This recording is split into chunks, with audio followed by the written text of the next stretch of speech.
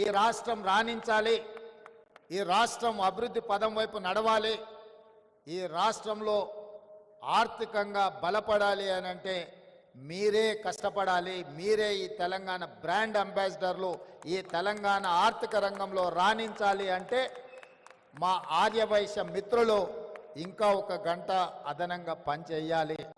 ఈ పని మీకోసం కాదు, ఈ రాష్ట్రం కోసం చేయాల్సిన అవసరం ఉంది. అందుకే రాష్ట్రం ఆర్థిక రంగంలో రాణించాలి అని అంటే మీ అందరూ ముందు బాగానే ఉండాలి. మీ వ్యాపారాలకు ఎలాంటి అనుమతులు కావాలన్నా ప్రభుత్వం వైపు నుంచి ఎలాంటి ఇబ్బంది లేకుండా చూసే బాధ్యత నాది. అదేవిధంగా రాజకీయాలలో కూడా ఆర్యవైశ్యులకు తప్పకుండా పార్టీ సముచితమైన స్థానం ఇస్తుంది. కోమటిరెడ్డి వెంకటరెడ్డి గారు నా చెవులో చెప్తున్నాడు, మనము ఆర్యవైశ్య మిత్రులను ప్రభుత్వంలో కూడా భాగస్వాములను చేయాల్సిన అవసరం ఉన్నదని, తప్పకుండా మీ అందరి మనసుల్లో ఏముందో అది కోమటిరెడ్డి వెంకటరెడ్డి గారు నాకు చెప్పినరు.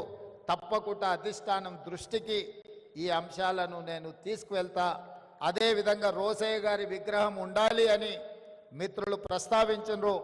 100% రోసయ్య గారు ఒక సందర్భంలో వారు ముఖ్యమంత్రిగా ఉన్నప్పుడు చంద్రబాబు నాయుడు గారితో కలిసి నేను వారి ఇంటికి వెళ్ళిన ఒక రిప్రజెంటేషన్ తీసుకెళ్ళి వారితో మాట్లాడుతూ ఆ రోజు తెలంగాణ ఉద్యమానికి సంబంధించిన అంశాలు ప్రస్తావనకు వచ్చినప్పుడు రోసయ్య గారు ఒక మాట చంద్రబాబు నాయుడు గారికి చెప్పారు, చూడయ్య చంద్రబాబు, నాకు చీరాలలో అక్కడ ఏమీ లేదు, 50 సంవత్సరాల క్రితం అక్కడ ఉన్నది అమ్ముకొని హైదరాబాద్కు వచ్చి అమీర్పేట్ ప్రాంతంలో ఇల్లు కట్టుకున్నా.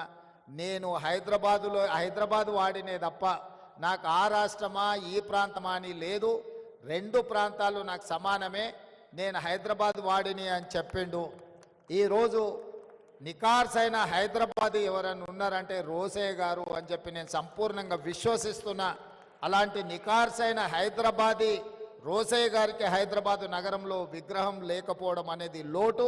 తప్పకుండా రాష్ట్ర ప్రభుత్వం ఒక మంచి ప్రాంతాన్ని మీరు చూసి ప్రభుత్వానికి సూచన చేయండి.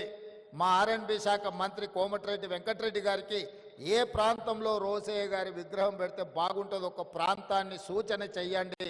తప్పకుండా రోసయ్య గారి రాబోయే 4వ వర్ధంతి లోపులోనే రోసయ్య గారి విగ్రహాన్ని మనం పెట్టుకుందాము.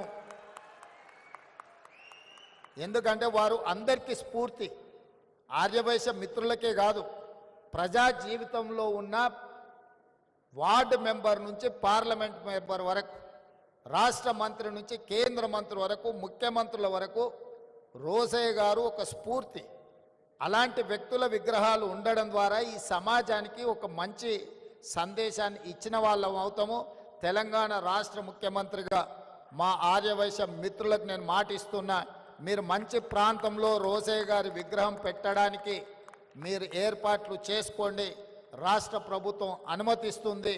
ఆ ప్రాంతాన్ని రోసయ్య గారి పేరు మీద అభివృద్ధి చేసే బాధ్యత మా ప్రభుత్వం తీసుకుంటుంది అని చెప్పి ఈ సందర్భంగా మీకు అందరికీ తెలియజేస్తూ, ఏది ఏమైనా చాలామంది నిర్వాహకులు ఇందులో భాగస్వాములు ఉన్నారు.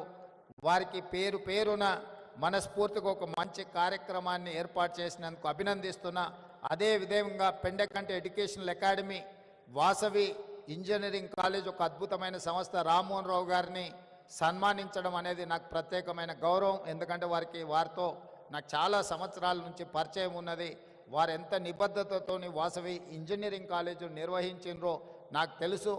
ఈ మధ్య కాలంలోనే ఫీ రియంబర్స్మెంట్ ఇష్యూస్ వచ్చినప్పుడు సిబిఐటి, వాసవి ఇట్లాంటి ఇన్స్టిట్యూషన్స్కి గ్రీన్ ఛానల్లో ఆ ఫీజు రియంబర్స్మెంట్ ఇవ్వాలి. ఎందుకంటే ఆ సంస్థలు లాభాపేక్ష లేకుండా ప్రజల కోసమే ఉపయోగపడే విధంగా సంస్థలు నడుపుతున్నారు అని చెప్పి మా అంతర్గత సమావేశంలో మా ఆర్థిక మంత్రి బట్టి విక్రమార్క గారికి నేను సూచన చేయడం జరిగింది.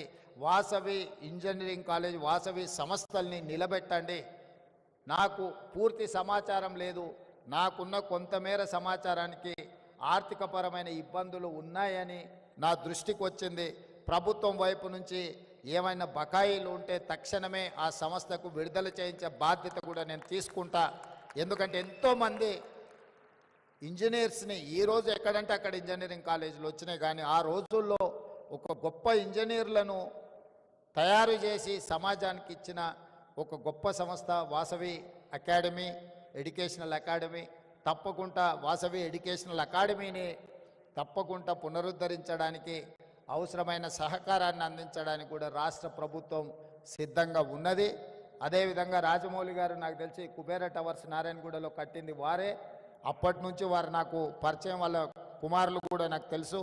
నేను ఆ కుబేర టవర్స్లో కొంతకాలం వ్యాపార పరంగా అక్కడ రెంట్ కూడా నేనున్న, వారు గుర్తించిందో లేదో నాకు తెలియదు. కానీ వీళ్ళందరినీ కూడా సన్మానించడం, కలవడం